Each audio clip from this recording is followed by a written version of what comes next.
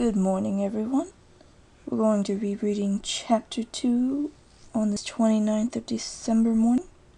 I've increased the text a little bit more, but again, if you still can't read it and you want to, you can go online and just Google a Wander in the Spirit Lands, and pretty much everything's going to be free.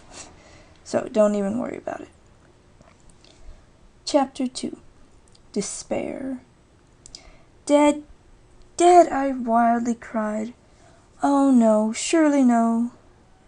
For the dead feel nothing more. They turn to dust. They molder to decay, and all is gone, all is lost to them. They have no more consciousness of anything, unless indeed my boasted philosophy of life has been all wrong, all false, and the soul of the dead still lives even though the body decays. The priests of my own church had taught me so, but I had scorned them as fools, blind and knavish, who for their own ends taught that men lived again and could only get to heaven through a gate, of which they held the keys. Keys that turned only for gold and at the bidding of those who were paid to say masses for the departed soul. Priests who made dupes of silly, frightened women and weak-minded men who, yielding to the terror inspired by their awful tales of hell and purgatory, gave themselves bodies and souls to purchase the elusive privilege they promised. I would have none of them. My knowledge of the priests and the inner hidden lives of many of them had been far too great for me to listen to their idle tales, their empty promises of a pardon they could not give, and I had said I would face death when it came, with the courage of those who know only that for them it must mean total extinction. For if these priests were wrong, who was right?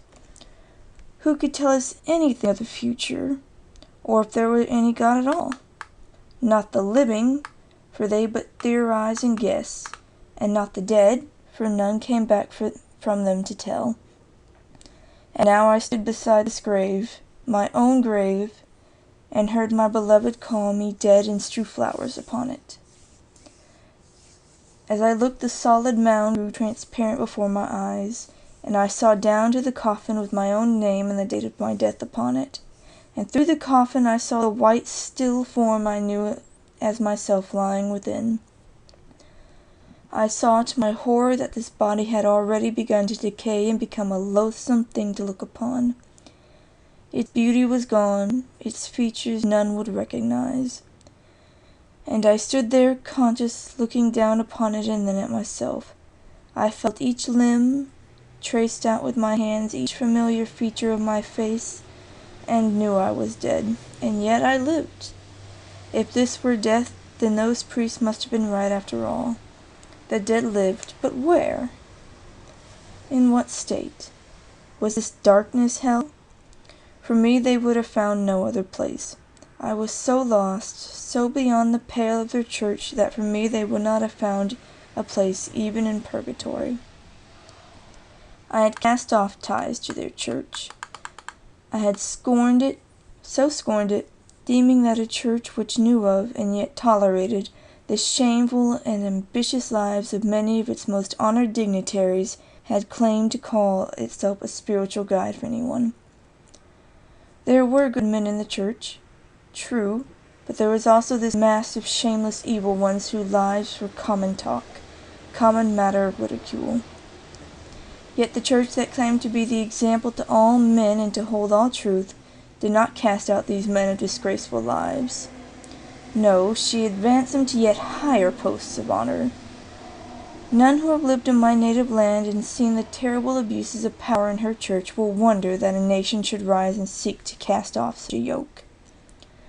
Those who can recall the social and political condition of Italy in the earlier half of this century, and the part the Church of Rome played in helping the oppressor to rivet the fetters with which she was bound, and who know how her domestic life was honeycombed with spies, priests as well as laymen, till a man feared to whisper his true sentiments to his nearest and dearest, lest she should betray him to the priest and he again to the government. How the dungeons were crowded with unhappy men, yea, even with mere lads guilty of no crime, save love of their native land and hatred of its oppressors. Those, I say, who knew all this will not wonder at the fierce indignation and burning passion which smouldered in the breasts of Italia's sons, and burst at last into a conflagration which consumed men's faith in God and in his so-called vicar upon earth, and like a mountain torrent that had burst its bounds, swept away men's hopes of immortality, if only through submission to the decrees of the Church it was to be obtained. Such then had been my attitude of revolt and scorn towards the Church in which I had been baptized, and that Church could have no place within her pale for me. If her anathemas could send a soul to hell, surely I must be there.